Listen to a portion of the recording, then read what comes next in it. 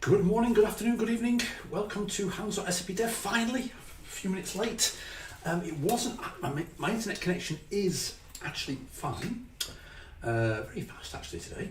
And I thought I was getting some weird messages from YouTube Studio, cannot connect to live right now. It's like, what is going on? And it was my fault. It wasn't YouTube's fault. It was my fault, as things usually are. I'd switched accounts back from SAP Developers YouTube account, which obviously I click into when I do this sort of thing, and gone back to my account. And of course I was still on the live stream page for this live stream, which belongs to SAP Developers YouTube account. Anyway, but it didn't say you're not allowed, it just says live stream not available right now. Anyway, we're here. Welcome, Luis and Santiago and AP and Antonio and Jodel and Chris and HP and Gaurav, watching from India. We are watching you in India. Well, we're not watching you in India, but welcome to India. So yeah, sorry about that. I'm glad it was a problem with me and not with anything else. That's quite good. So, what are we going to do today? We're going to actually notice in the, I'm not sure, maybe in that up there, I've added a little extra bit to the thumbnail, part 1. And the reason is because there's a ton of stuff to explore. So if you're not aware, what we're going to do, what we have been doing in the Back to Basics series in this sort of little cap section is, playing around with cap, exploring here and there, and we started to add data to our rudimentary app. Okay, our sort of persistence layer and service layer. We've got 2 entities, and we started to think about how we might relate those entities. The entities were episodes, YouTube live stream episodes. Javier, good morning. I'm glad to have you on board as well. We're all learning together. Excellent. And also participants, right? But then I got to the stage where I thought, well, rather than just try and run over and quickly jump over the sort of deliberately ignored until then problem with the way that we've defined the relationships, I thought it would be in a proper back to basics sort of fashion. I thought it would be quite nice if we took a step back from the steps back and properly understood managed associations.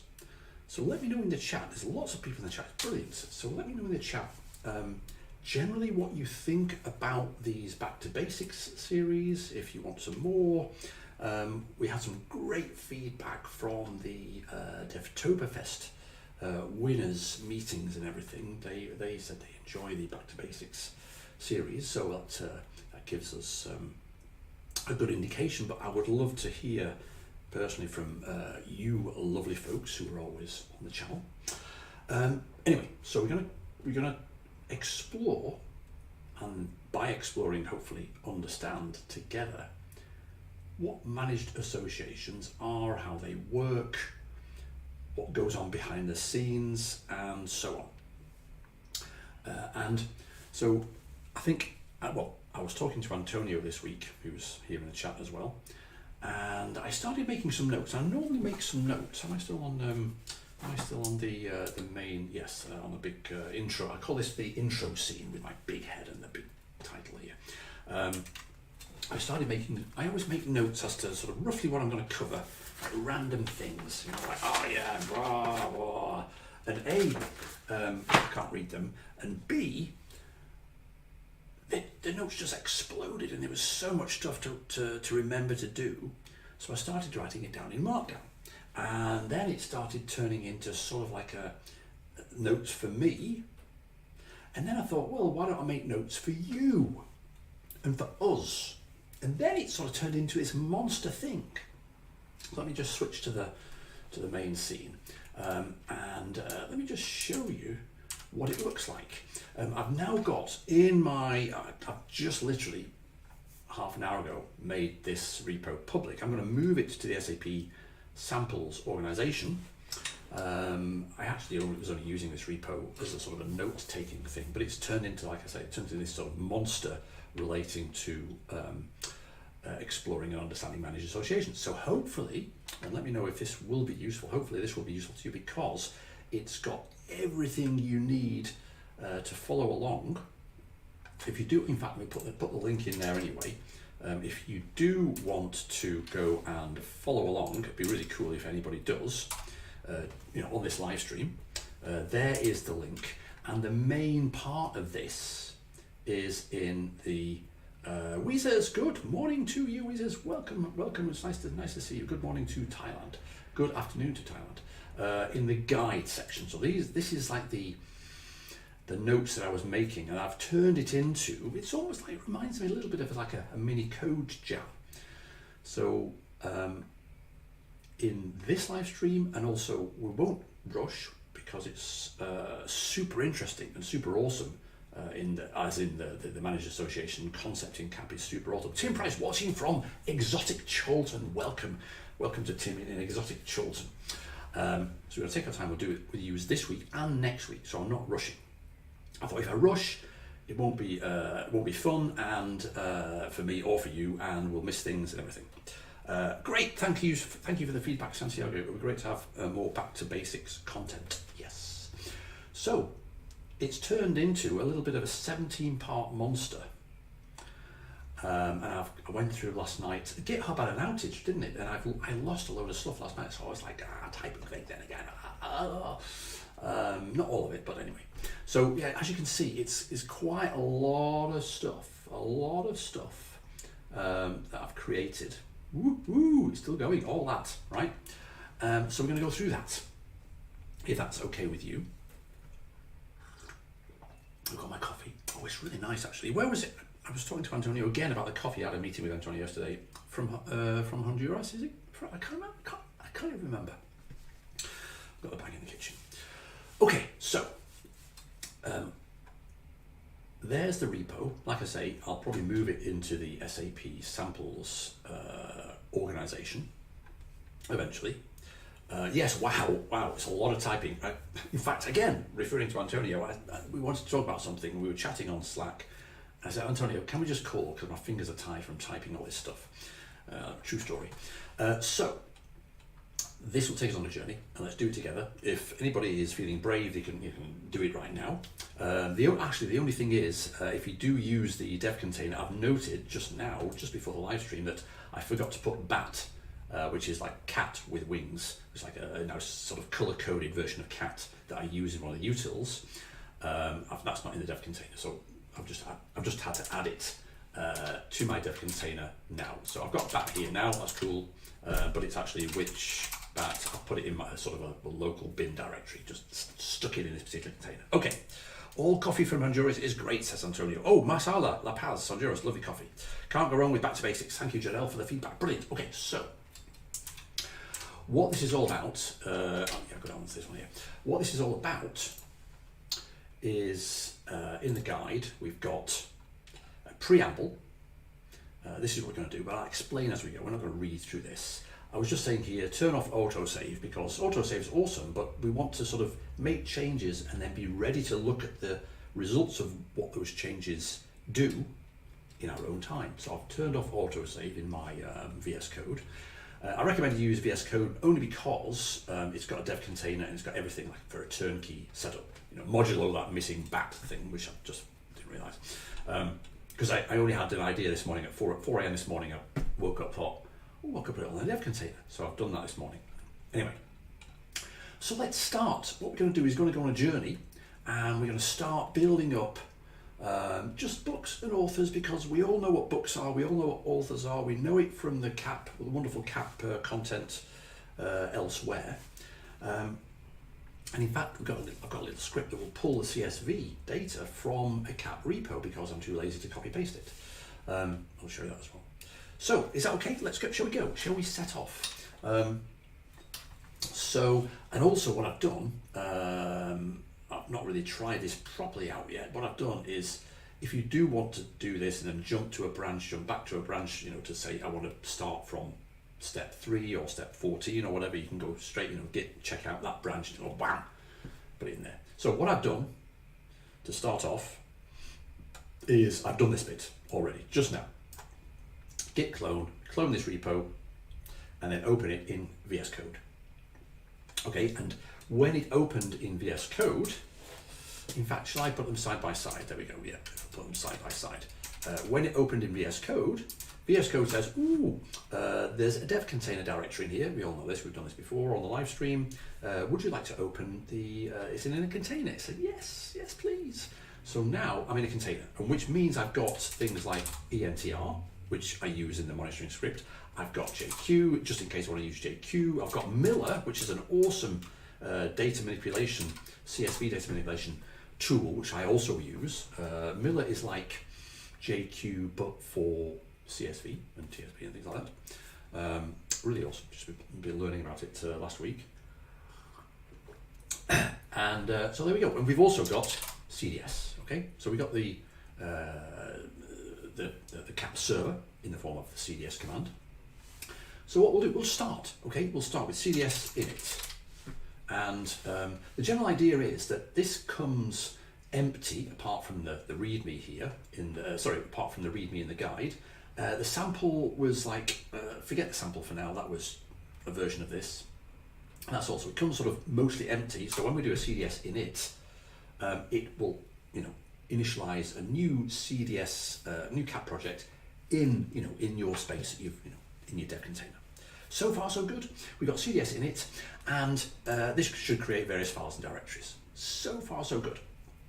We can see we've got now the app and the DB and the serve directories, the classic CAP directories. We've got everything that you get when you do a CDS init. That's nothing up my sleeve. There's nothing out of the ordinary. I'm just the heating off. It's quite warm now. It was cold this morning. Now we're going to start really, really simple. Okay. And oh, by the way, we're all learning together.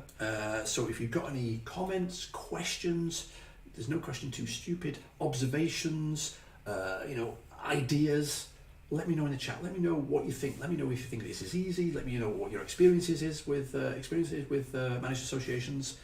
HP says, what is the reason you switched Microsoft JavaScript node image instead of the pure Debian based?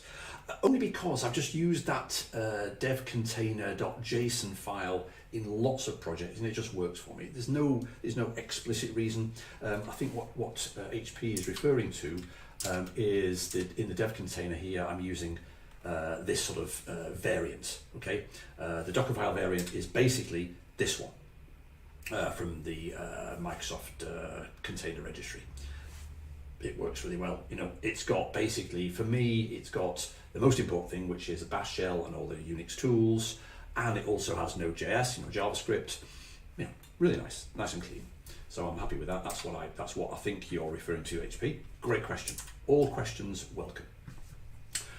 So what we're going to do is we're going to start. I think Git is already part of this Docker image. Yeah, I think you're probably right actually. So what HP is referring to there is that instead, why am I installing Git? It's because again, when I do a apt-get install, my fingers just go curl git jq things, just whatever. Yeah. So I can probably take that out. Oh, I'll put an issue in there to remove Git. I've got an issue to add, for example. Where is it? To add. Where is it? There. SD. Open that there. There. I've added an issue to specify that I need to add bat to the container image. Okay. So habits. Exactly. It is habits. Old habits die hard. Old people don't know what they're doing, like me. Okay. So. Where are we? Down. Yeah, okay, so what we're going to do is to start really simple. We're going to create a schema.cds. Really simple, namespace bookshop. We're going to have 2 entities with the simplest thing that could possibly work. So let's do that. So I'm going to go to 0 there and say, go down, and in the DB, new file, schema.cds, and namespace. Obviously you can copy paste this, bookshop, but let's just do this for now like this. Entity books, key ID, let's make it an integer, because why not? And we'll have, again, books has a title. I'll do, it's not about the beauty of this, of the beauty of these entity definitions. It's about just having two entities, authors, and the author's got a name. Okay, so far so good, right? We've got that. Notice again, I've turned that auto save off, so that's why it's still saying, oh, it's not saved yet, it's not saved yet, that's fine, okay. What we'll also want, because we've just created two entity definitions at the persistence layer, at the DB level, basically, what we also want is in the serve directory, in the service layer directory, let's have a main.cds, and in there, using bookshop, we'll just bring, import, as it were, from the schema, everything that's in there, right? Okay, using bookshop from DB schema. Okay, and that's it. That's all we'll do so far. So no service definition, nothing at all. We've just got those two entities. Now, in fact, can I make that like that? Yes, that'll do. Can you see that behind my head, by the way? Oops. You can see I'm using Vim keys for everything. Go across here, down there, right. See it behind my head. And also, what time is it? Oh, yes, we might have to use three live stream episodes to go through this, but let me know if that's okay. It's still okay. So we've got some CSV data. Okay, I've actually got in here in the utils directory, utils CSV del field, CSV get data, CSV get data, and that will give me, for example, I want to set my read line to VI mode. And I can say, for example, CSV get books, and it will go to the cloud cap samples repo and grab the CSV data. Quite cool, because I'm quite lazy. And you can also say, well, I just want the ID and the title from those. There we go, fine. But instead, right now, we'll just sort of copy paste this here, just so we can sort of do it manually. So in here we want a data directory, data, and then a bookshop. We all know this, right? Books.csv. If you're not sure what I'm doing, let me know. I'm not sure what I'm doing. But all we're doing here is saying bookshop authors.csv, and we'll have the authors in there as well. Okay, really simple. We've only got like 4 authors, 5 books, which is quite nice because we've got then one author, Edgar Allan Poe. Wrote 2 books, well, one's a poem actually, but wrote, where's the books? There we go. Wrote The Raven and Eleanor. The Raven is a poem. Okay, so far so good. Are we all okay? This is dead straightforward. Let's save them all. Save that one, save that one, save that one. Now, let's start to set up the monitoring, because one of the ways that really annoys me when I click on there, it goes like that, boing. So I'm going to make that one that way. Okay, is that okay? Can you read that? Okay. Set up the monitoring, because one of the ways that we learn, one of the ways that I learn, is to make changes while watching what is going on. Okay, so you can see things happen. And things are happening everywhere because of the beauty of CAP and the convention over configuration. It just does things because they're the right things to do, right? You can tell it to do anything you want, but if you don't tell it, it will do the right thing. Do what I mean. What we'll do is in here, in the utils directory, in fact, I'll do it from here, right? In the utils directory, we've got, in fact, let's open it. Utils mon EDMX. Let's show you what it does. All it does, what I want to do is I want to look for any changes to CDS files in this project. And when any of these CDS files change, I want to run CDS compile. And I want to run CDS compile and compile. Good morning, Marcus, and welcome. I want to run CDS compile on the whole serve. Okay, which is basically the head of the service definitions, which of course will import the schema because we got the using bookshop from DB schema and everything. It will just compile everything. It will generate effectively OData metadata, so we can have a look at it to see what we get. And all I'm doing is I'm piping it into BAT because BAT will give us beautiful color-coded. Color-coded, is that the right word? Colorified. What's the word? Tell me in the chat what word am I trying to think of? color coordinated, prettified, I don't know.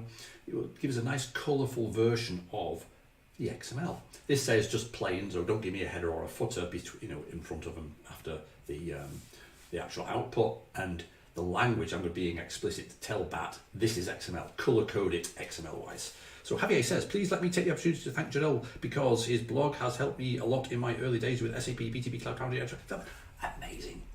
See, this is the power of the hands-on SAP dev community. We're all in this together. Color coded, thank you, Chris. Color coded. So that's that. So awesome kudos to Javier for making that thank you publicly, and awesome kudos to Jodel, of course, for being awesome. We're all awesome here. We're all awesome and all learning together. Similarly, right, I've got a Mon SQL which does the same thing, but instead of compiling to EDMX, it compiles to SQL. It will compile to the data definition language for the underlying persistence layer that's being used, which is by default in a project like this, I haven't specified anything else, SQLite. Okay. One of the beauties of the managed associations, generally, why do we use managed associations? You can find that out in, obviously, in the, where's my thing here? You can find that out in the CAPI documentation. In fact, where is it? In the cookbook, for example, where to look is domain modeling and associations. Let me share that, actually. Share that with you in the chat, in the chatteroony. So that's that. But basically, one of the reasons why we use managed associations is because we want to let CAP do all the hard work, all the heavy lifting, and all the abstracting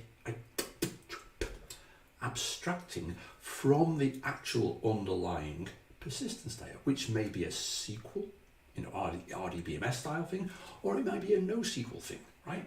We don't want to care, right? So that one of the fundamental beauties of CAP is that it abstracts all the things as well as doing the right thing.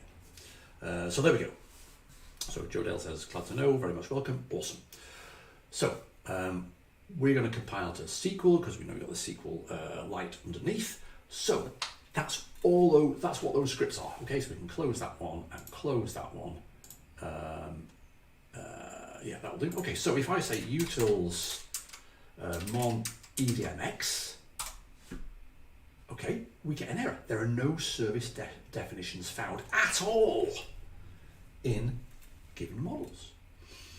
That might seem a little bit sort of, oh my goodness, but that's the right answer, that's the right thing. Let's have another terminal, okay?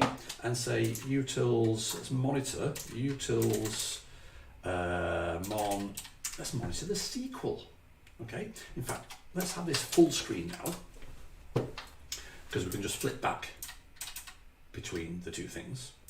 And also let me bring up, we know what's in the CSV file for books, and we know what's in the CSV file for authors, so let's just have, this is one really nice thing of VS Code, it's really nice for sort of showing things and doing things together, different things on different panes. Okay, so we've got in our schema.cds at the persistence layer, we've got a books entity and an authors entity in the namespace bookshop, and we've got the book, we're bringing in the bookshop in the service layer, but we're not actually defining any service. So there's no service here to generate any sort of EDMX at all from. But we do have DDL, data definition language, statements to create the persistence layer tables for the two entities, books and authors. So far so good, right? We're not really talking about managed associations yet, but we're building up.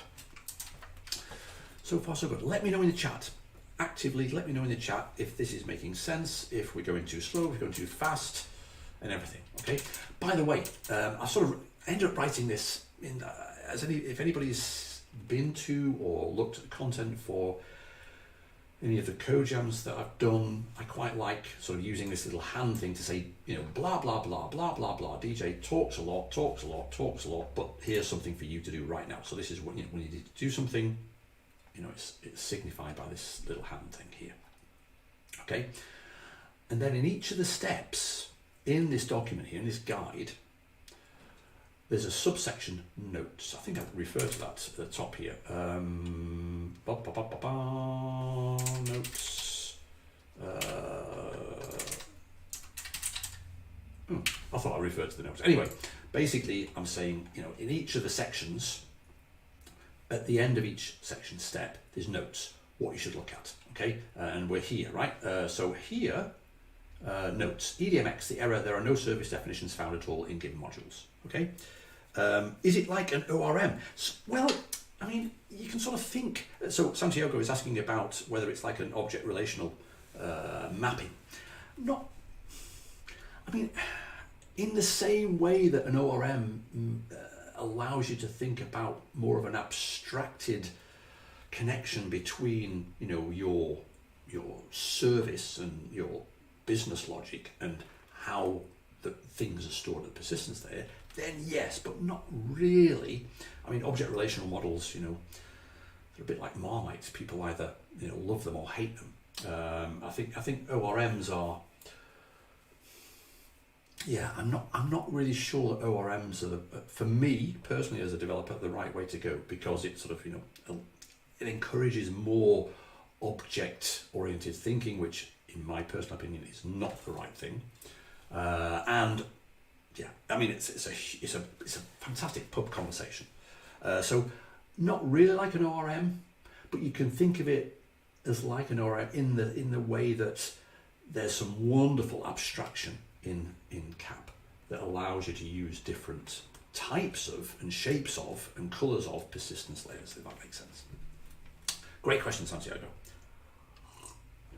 Oh, I've got my little mini, what's it called there? I won't eat it yet though. Okay, so we can see here, and then, you know, if you're doing this at home later, you can say, oh yeah, well, okay, why do we get this error? We have entity definitions, but they're not exposed in any service. In fact, we haven't created any service yet. We get the basic data definition language statements for the two entities, and also, oh yeah, also we want to run another window. Not there, what's that, what's going on there? We want to run another split pane to run CDS watch. Now, that's probably behind my head, isn't it? So I can maybe move that across there a little bit. There. Yeah, okay. You can probably see that, can't you? Move that away, I don't know. No service definitions found in loaded models. Waiting for some to arrive, okay?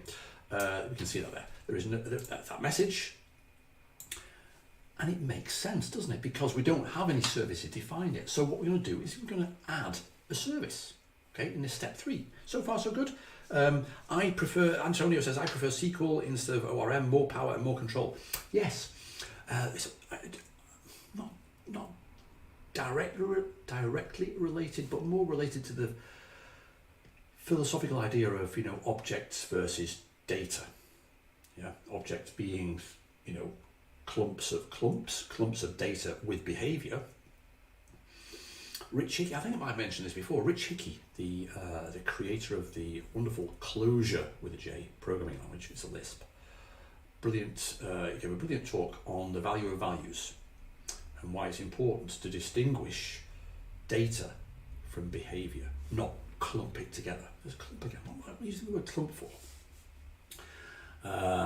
So, and also Alan Perlis, you know, a huge figure in computing back in the day. You know, he had lots of pieces of wisdom, and one of the things he said was, it is better to have 100 functions to work on one data structure than 10 functions to work on 10 data structures, or something like that. So basically, data is really important. Treat it as data, treat it with respect, but don't mix the two together. Anyway, oh my goodness me, it's all Z.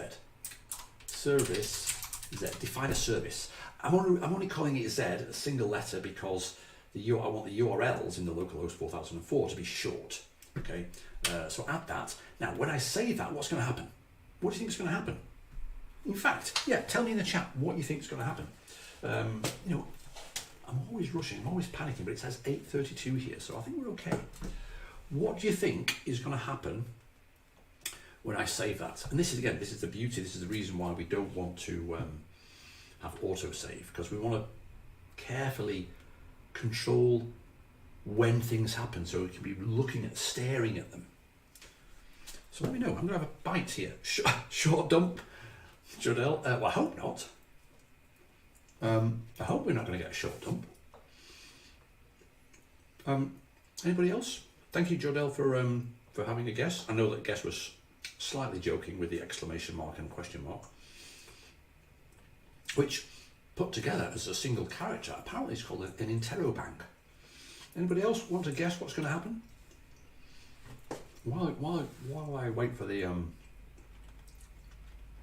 live stream delay, AP says empty service. I think you might be onto something here. Shall we save it? Save. So now, what have we got? In fact, I can move that up if it can't, because it's not really using that space there. What we get, in fact, let's try and have the XML lines a little bit nicer.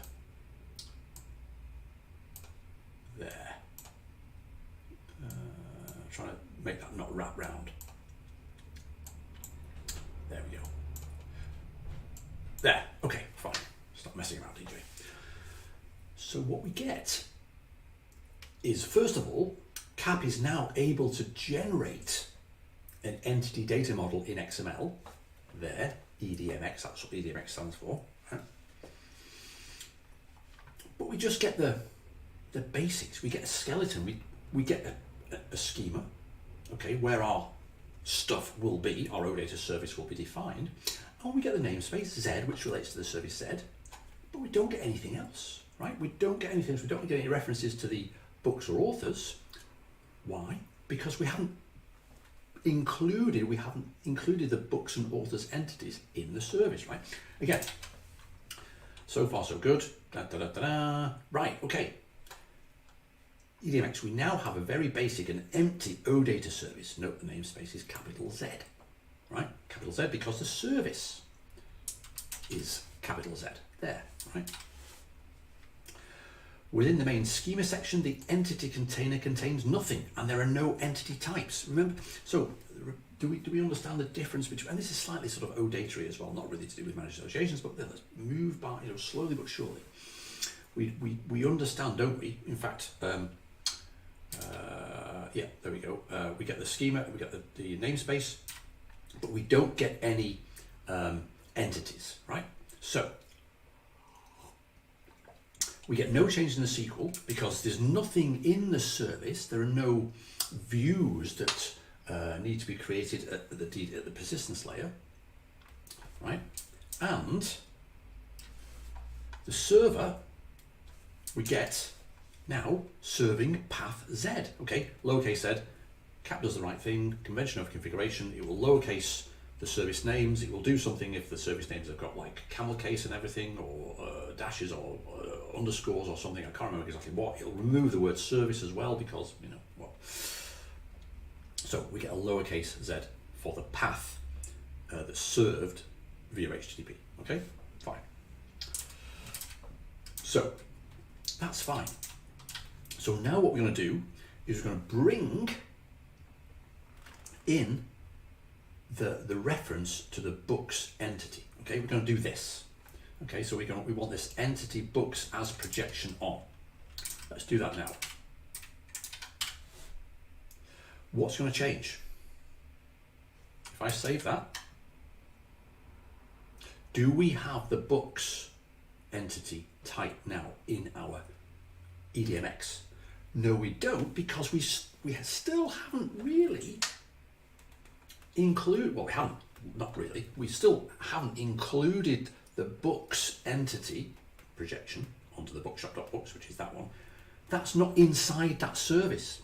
This is not like a namespace definition where everything that follows it sort of is within that namespace. We have to enclose the entity inside the service, right? However, what we do have is a new bit of DDL here to create a view, okay? Notice as well, and again, all this is documented in here. Notice as well that the entity is not prefixed with any service name. So we've got create view books, not prefixed with bookshop, right? Because it's sort of standalone, as it were. Does that make sense? Is this making sense? Is this, by the way, is this useful? I'm going to see, DJ, take your time. Have a bite. Have a bite. Have you all fallen asleep? Let me know. So, we still haven't got anything really in our EDMX. Okay, so let's address that. Oh, but also, yeah, here we go, localhost. There's no sign of books as a service endpoint. So we, that is our, our home. And we always have two, we have links to the two well-known OData documents, the service document, which is at the root, right? Ooh, what's going on? That's interesting. Metadata. That's it. Fine. I did notice actually. So let's just go in. What's going on?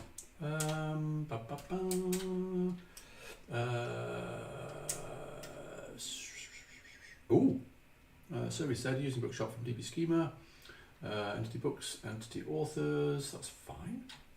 I did notice actually that. Oh, I maybe know what it is. I did notice that there's no entity container in here. Okay, in here, what we should be seeing is inside the schema, we should at least have an empty entity container. I wonder what that is. I wonder why that's not happening. I did the classic thing of changing something right at the last minute, which is using this dev container. What version of CDS? Let's do that. CDS version 681. And if I go to a new thing here, CDS version 650. Ooh, 650. Interesting. So maybe there's a change. I've literally introduced 681 to there. I wonder if we can say here, let's go back to here, npm install global. Can we install globally? I'm not sure. SAP cdsdk at 6.5. Can we do that? Let's see. Oh, Jodel says, it's always interesting to see your take on getting under the hood and especially the approach you're presenting it. Thank you, Jodel. Thank you, Jodel. It's a way I can learn about things. What is going on type thing. So let's just see if this change from 681 to 650, which I was using yesterday. I was using 650 yesterday because I've literally, like I say this morning, I woke up this morning at 4 o'clock thinking, oh, I can put it in a container. And in the container, I have not specified the version when I install CDSDK. So let's just see if that changes things. Get rid of that, let's go back here. Right, okay, so CDS version now, 650. That's MonEDX. There we go. Oh my goodness me, that was quite exciting. That was quite exciting. Do you see the difference? I need to remember these sorts of moments because I had noticed the entity container. I thought maybe I was seeing things. Maybe I had too much coffee. I thought, DJ, you're an idiot. Of course it's there, but it wasn't there. But yeah, installing 650 has fixed that. Interesting. So maybe that's the reason as well. That's why I thought, well, that's where is that thing there? If I went to Z, didn't I? Something is not. Yeah. Okay, we're still running the. If I go across to here, this thing here behind my head is probably still running. It is still running the CAP server at 681 CDS version. So if I run that again, because now we've got CDS version 650. If I CDS watch, I reckon. Oh, there we go. It says here version 650. Let's move up here. What was the thing? Oh my goodness me. Come on. Now there we go. 681. Okay, 681. If we now go across to here, I wonder if I press refresh. By the way, before I press refresh, let's just stare at this message for a second. This is like a system, server error. An error occurred while serializing the service document.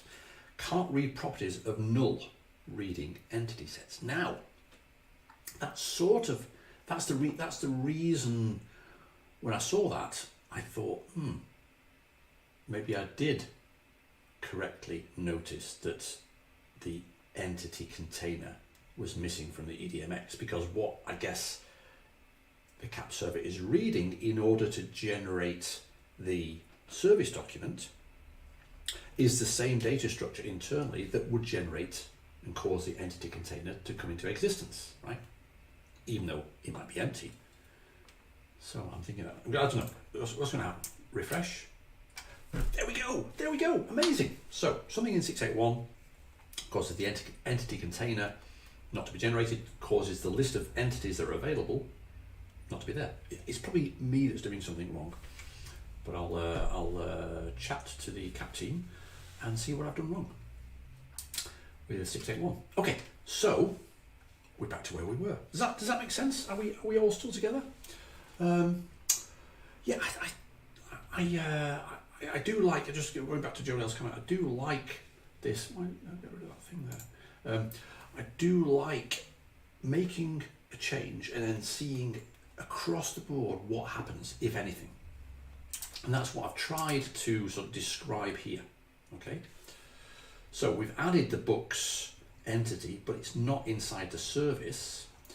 So the EDMX doesn't change. We get this new create view. Remember, entities are represented at the persistence layer from a SQL perspective, DDL, as tables, and when they are in services, they're represented as views, projections, right? The fact that this create view books as select DDL exists here at the SQL level, at the persistence layer, doesn't necessarily mean that that is available yet at the service layer, because we haven't exposed it. Does that make sense? Okay, so what do we want to do next? Oh yeah, here we go, server. There's no sign of books as a service endpoint. Yeah, there we go. Let's go back here. We can check the metadata. Yeah, there's the entity container now, it's empty, but there's no endpoints here. We just sort of see books and authors, right? So, as it's not actually defined within the Z service, i.e. for the same reason why it's not showing in the EDMX either. Okay, step 5. I think we'll get through step 5 and step 6 and maybe step 7 as well before, which is like about halfway through, right? Which is quite good. Okay, so what we're going to do, all we're going to do is we're going to move, let me go to, just hovering over there, we're going to move to here, and first of all we're going to say, let's add braces, so we can define things inside that service definition, and then what we'll do is we'll move that entity definition inside the service. Okay. Again, this is one of the reasons why I stress in the instructions here, turn off autosave. Let's go back down to 5. Because then you can say, right, I'm ready now to stare at what goes on when I save it. Okay, so what's going to happen? Tell me, anybody, in the chat, please, what you think is going to happen in each of these 3 monitoring panes. What do you reckon? I reckon Antonio knows what's going to happen. I reckon you all know what's going to happen. What we're going to see. Let's move this up a bit. Middle, so, okay, so Jadel is putting his money on the middle staying the same.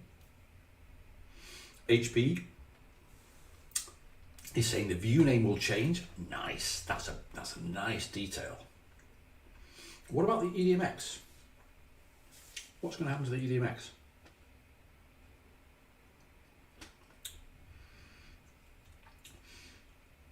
This whole YouTube delay, live stream delay thing is it's a thing, obviously, but it always makes me nervous. That's why I talk a lot. Well, I talk a lot generally, but yeah. Somebody put in the chat what you think is going to happen to the EDMX.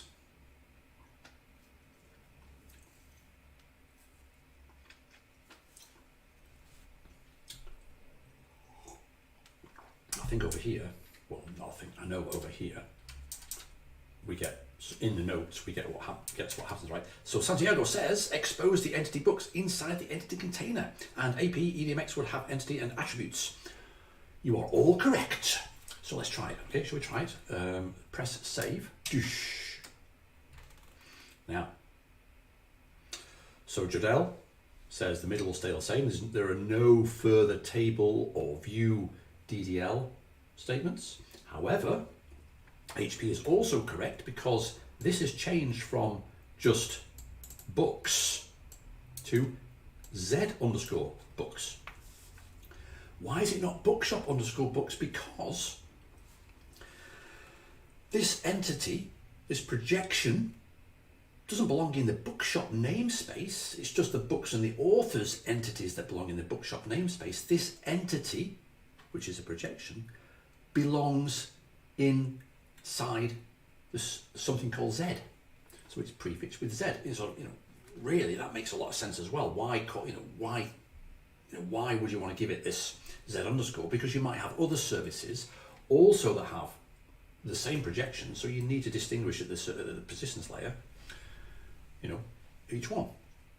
But more excitingly, maybe, we now get some EDMX that we are more used to recognizing. So inside this previously empty entity container, we now have one beautiful thing. Entity set definition. That XML element says basically in the container of entities, there's an entity set called books. And what is it? It's a collection of things that are of type books in the Z namespace. There's the namespace Z. There is the entity type books. Again, this is a bit of a meditation on EDMX as well, because I think a lot of folks like me look at the XML and think, oh my goodness me, and it all goes blurred. But if you just stare at it, it's beautiful and it just makes sense. And it also reflects, again, what you've got in CAP. What do we have here? We have a flat list of entity types within the schema. They're not really enclosed in any sort of container from an XML element perspective, but we have this entity type books, which is really simple and reflects exactly. We've got an ID property and a title property, ID title, and the ID is specified as the key property, key. Now, what happens, let's go back to here, what happens here, let's go and refresh. Oh, it's there. Oh, it's already refreshed because, of course, CAP will use that reload thing to reload the actual home page. So there we now have, let's look at the service document. In the service document, we now have something in that value array. Oh, yes, there is a books entity set.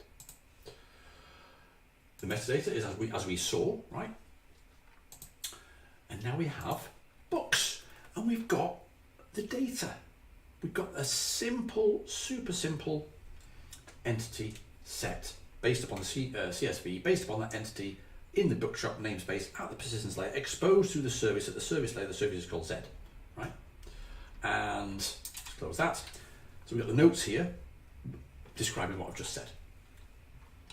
There we go, fine. I think we've got time for at least one more, right? Are we all still together? Are we all on this journey together? Actually, we've got time for loads more. All we're doing here is saying, well, let's just add the authors as well. Okay, we know now the difference between defining an entity as a projection outside a service. It sort of logically makes sense, but doesn't make sense from a practical perspective, and also doesn't appear in the EDMX. Once we put it in the service definition, it will. So let's just go back here and add also another one of those authors. And then change that there, okay, and save that, just on the same thing, okay. So we now get another create view DDL statement for Z authors. We get another entity type, which is authors, same thing, two properties, one's a key, that's it. And also we get another element inside the entity container, an entity set element, to say there's an authors entity set as well, right? Fine. So let's go back to here. That says the same thing. There's now a second create view DDL statement, blah, blah, blah. There's now an authors service endpoint shown there, right? You can see it, authors, i.e. there. Said authors. Fine. So now we're getting to the stage where we've got two entities that we want to build relationships between, books and authors. But we're not starting, I didn't want to start from having those. I wanted to build that up to understand, so you understand, we all understand how they came to be. Let's close that, close that. By the way, it says as well, by the way, it's rather conversational, DJ. By the way, both the books and authors entity set appear listed in the OData service document. Okay, yeah, so we now not only have this books entity set in the service document, which is, in my opinion, in OData v4, much more beautifully represented in JSON than the XML from service documents of yore. We also have the authors. Okay, now, finally, it's time to add a basic relationship. Okay, we're going to start with this step, step 7, by adding a basic relationship directly in the persistence layer schema. Okay, we're eventually going to move that relationship definition higher up to the service level to sort of tread more lightly over whatever might exist before we come along, right? Which is here. But for now, let's just add the simplest thing that could possibly work. And we're going to use our first managed association. I'm going to say in here, author association to authors. Now, let me know in the chat, have you used managed associations before? Have you typed in something like that? Okay, this is important. So, I mean, philosophically, mentally, to think about this, I think it's important to notice that what I did here, as I added an element called author, singular, not authors, plural. So that helps me think about the fact that what I want here at the moment is a relationship between books and authors where a book can have one and only one author. Marcus says, yes, but the cardinality is always a pain in, pain in the bottom, pain in the elbow. When you say the cardinality, you mean how to express the cardinality, the on conditions, or something else, or the one-to-many type things? Let me know. I do have a little note further down in this thing here, explaining how I, with my small brain, remember how to properly express the on conditions that we need for a one-to-many managed association, which we'll be doing. We won't get around to it this morning, but we'll do next week. So what we've done here, we've added a managed association. Let's just save that and see what happens. You know, we've got this description here as to what happens. There's all sorts of things happen here. So let's do it. Let's save it. Are you ready? Are we ready? In fact, maybe that one smaller so we can see a little bit more of the EDMX. Are we ready? Save. Oh, where is it? Save there. We're going to save this. My goodness me. We get... Santiago, this is the point I think in ORM mode. Sorry, I missed another. So AP says, yes, use managed associations. Difficult to understand when you have to specify backlinked authors to books. Perfect, because that's AP. That's exactly where we're going to go on this journey. Right now we're going to create an association, a single, a one-to-one association between books and authors. Then we're going to create a backlink from authors to books. We're going to create it incorrectly first of all. Then we're going to fix that, allowing for the fact that an author might have written more than one book, and that's why partly why I took the bookshop data, because Edgar Allan Poe in this data set wrote 2 books. He wrote The Raven and he wrote poem. He wrote The Raven poem and the Eleonora book. Okay, so we've got coming up a one-to-many association, but then the pièce de résistance, as they say somewhere, is going to be a many-to-many association. So we can have, quite sort of sensibly, a many-to-many association between books and authors. A book might be written by more than one author. 2 authors, 3 authors, 4 authors, and an author might have written more than one book. Okay, so we want to get to that, and for that we need to do something special. Okay, if you've done this already, you'll know that you need to create a link entity between the different too many associations, and we're building up to that. Okay, that's in. If I show you here, if we go down, in fact, we eventually get to step 13, where we start to create a link entity, so we can have many to many, multiple many to many, to have multiple authors and multiple books all related together. So HP says, my personal best practice is, yeah, I love these best practice tips. Yes, thank you. My personal best practice is to prefix any association elements with 2. Yeah, that's. I did do that once, and I stopped doing it. I can't remember why I stopped doing it, but yeah, that makes a lot of sense. Okay, so where were we? We were at the author's entity inside the service. We'd just done that, hadn't we? So now, that's right, we've added the basic relation. There, okay, yes, that's where we are. We're there.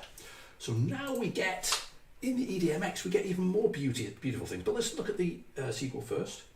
We get, for free, generated implicitly by CAP for us, because it's a managed association. We are saying to CAP, you manage the damn association at the persistence layer. I don't want to mess around with foreign keys or anything.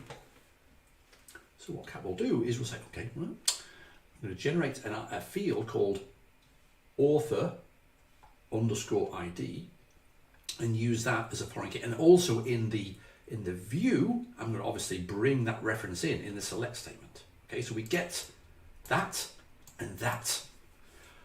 And beautifully in the EDMX, the entity set for books now has a navigation property binding, which is this beautiful OData thing. What we also have in the books entity type is a pair of things. We have a navigation property with a referential constraint which uses that foreign key, but we also have, of course, that foreign key field exposed. So now finally, if we just go quickly, I've got the link to the navigation property binding documentation, which is beautiful there. But if we now go to books, we can see author underscore ID. Okay. We can't do anything with that yet because we have no data. So next week we'll continue. Was that okay? Next week we will continue. Learning by doing together, slowly but surely. Catch monkey or something. I don't know what that phrase is. So Joda says, my best practice is to capitalize the associated property. Capitalization. Debatable. Anyway, so hope that was okay. We're going to finish on the hour just because we want to do an hour only. And we'll carry on with this next week. Let me know in the chat whether this was useful, whether I went too slow, too quick, whether it's okay. It really does, honestly, I'm not asking this to sort of feel nice and, pray, oh yeah, this is great. Give me honest feedback. If it's rubbish, say it's rubbish. Let me know. But until then, I'll see you next week. Have a great weekend.